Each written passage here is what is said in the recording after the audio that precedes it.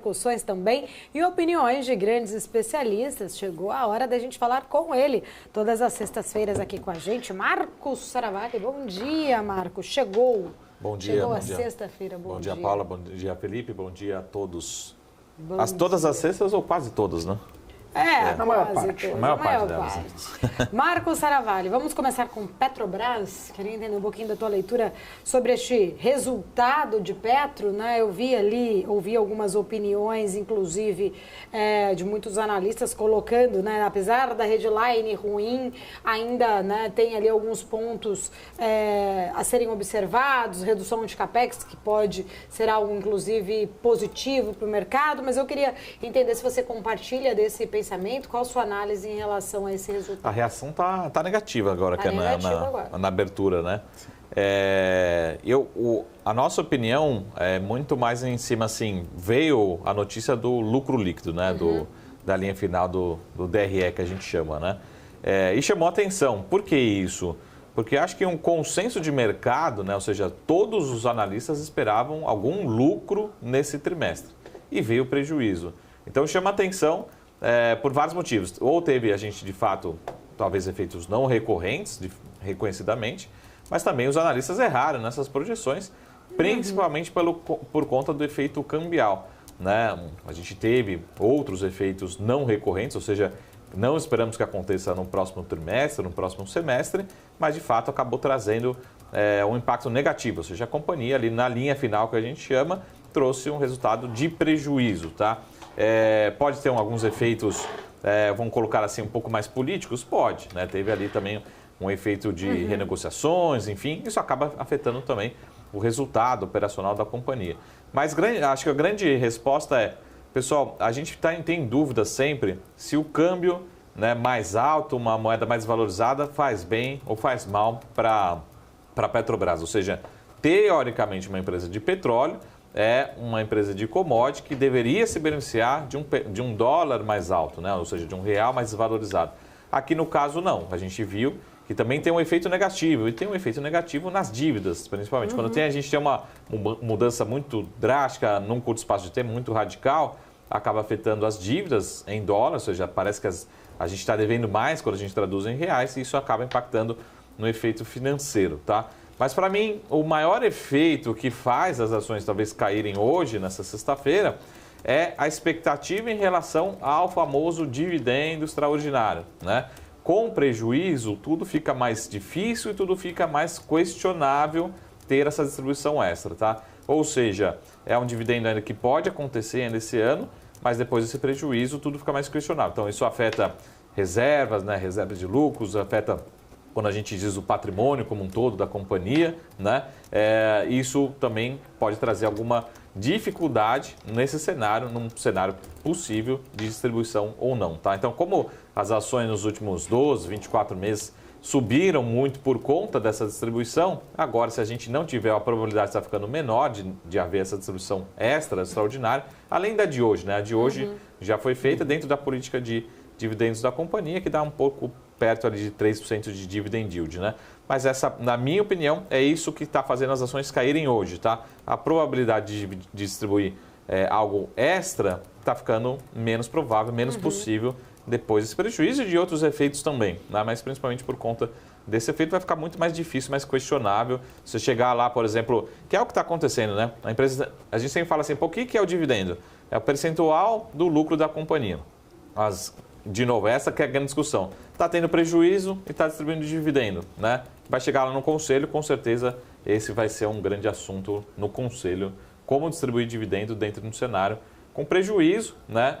E isso, lógico, que também impacta aí o patrimônio da empresa ao longo dos próximos trimestres. Isso tem que transitar como a gente viu, transitou no resultado, né?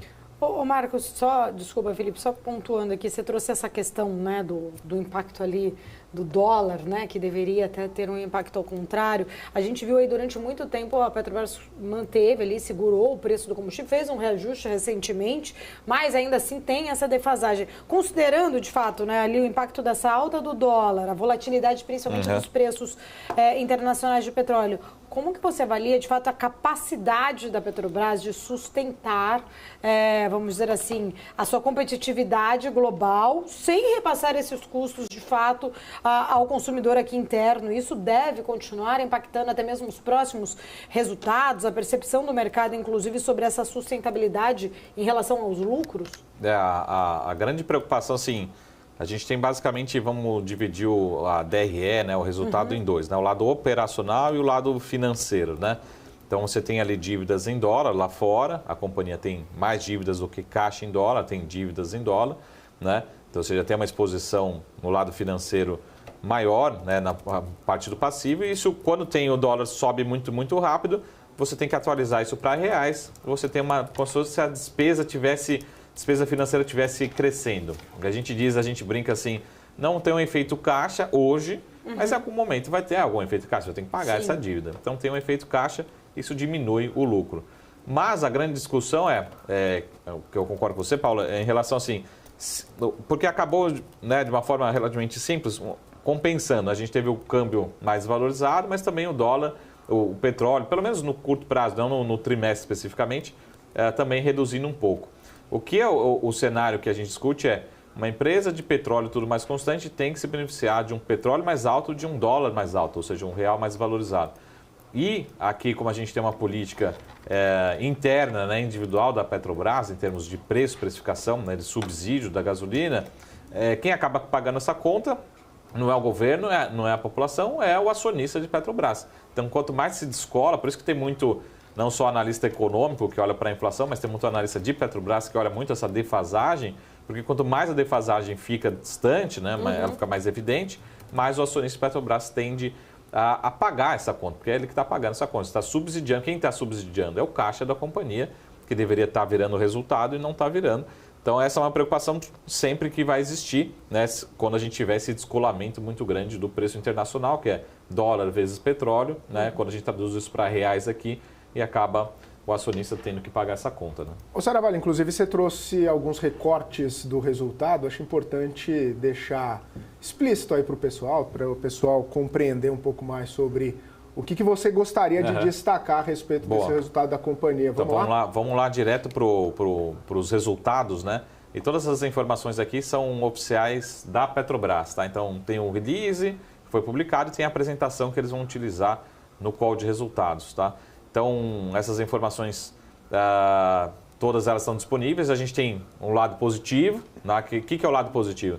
Continua sendo uma empresa que continua gerando caixa, tá? Então eu, como analista, né, não recomendo, não tenho argumentos para recomendar, por exemplo, venda. Vamos operar vendido. Pode ter argumentos, por exemplo, no relativo. Eu acho que essa ação vai subir menos do que o Ibovespa, ou tem outras preferências no setor. Mas operar vendido numa empresa que gera caixa, eu não vejo argumentos em termos financeiros, tá? Então é uma companhia que continua gerando caixa. A gente teve alguns efeitos aí também positivos em termos de petróleo, câmbio, como a gente consegue ver, mas é uma companhia que continua gerando caixa, tá? Ou seja, o que eu estou falando?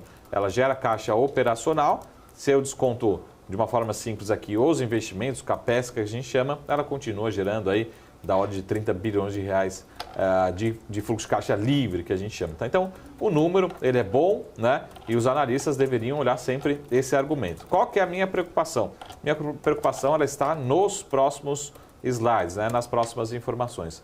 A gente teve, de fato, a gente pode ver um impacto no próximo slide, a gente tem já o efeito financeiro, né, já um pouco falando dos dividendos. Lembrando, dividendos, acho que o lado positivo, a gente critica muito, mas o lado positivo para você que é acionista, tem o dividendo e tem que ser incluído também as recompras de ações, tá? Então, é uma companhia que continua se destacando, longe do que foi do passado, em termos de dividendos, mas esse ano tudo mais constante. Se a gente olhar o dividend yield, o famoso quanto que a companhia devolveu para os seus acionistas, vai ser um retorno da ordem de 10% a 11%. Se tiver só o dividendo programado, se tiver o dividendo extraordinário, pode buscar a casa ali dos 14% até próximo de 15% de retorno através de dividendos. Tá? Então é isso que o investidor está questionando. Vai ser 10% ou 11% ou pode ser 15% ou 14%, 15% de retorno de dividendos, né, de proventos, além somado também com as recompras. Tá? E aí, o que aconteceu no próximo slide, o que aconteceu de efeito financeiro, né? Um efeito realmente, vamos dizer assim, não recorrente. tivemos vários efeitos, mas a companhia deixa muito claro, de novo, essa apresentação pública da companhia, está no site da companhia, que ela vai utilizar, está utilizando nesse momento para a teleconferência com os analistas, principalmente efeitos não recorrentes de variações cambiais, tá? Então isso trouxe um prejuízo que a gente chama contábil, né? Em todas as métricas como você avalia, seja em dólares, seja em reais, trouxe um impacto negativo. Tivemos outros efeitos não recorrentes, tá? Mas para a gente terminar aqui o último slide, também isso é a tabela do release especificamente, né? A gente consegue ver aqui que é aonde mora a minha preocupação e acho que é onde deve morar a preocupação de todos os investidores.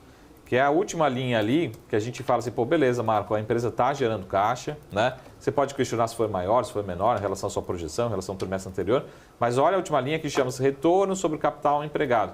A gente vê você pode falar assim, pô, ainda é um retorno alto, sim, mas a gente vê uma tendência de queda desse retorno sobre o capital empregado, tá?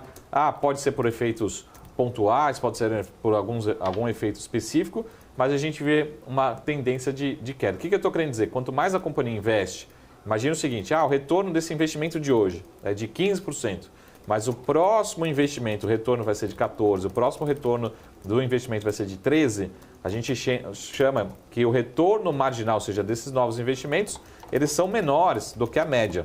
Ou seja, o tempo vai passando, a média vai diminuindo. Tá? Essa é a minha preocupação. Será que isso está acontecendo na Petrobras? Ou seja, a hora que ela opta, por exemplo, vou reinvestir em refinarias, vou retomar alguns investimentos que eu já tinha desistido. Será que faz sentido para a acionista? Será que traz retorno? É isso que o investidor precisa se preocupar. Retorno sobre o capital empregado. Aqui a gente já vê, não sei se é uma clara tendência, porque a gente tem 2, 3 trimestres, mas uma tendência de queda, de redução desse retorno sobre o capital empregado. E é aí que o investidor tem que se preocupar. Como estão sendo feitos os demais investimentos daqui para frente, tá? Maravilha. Sara Vale trazendo uma visão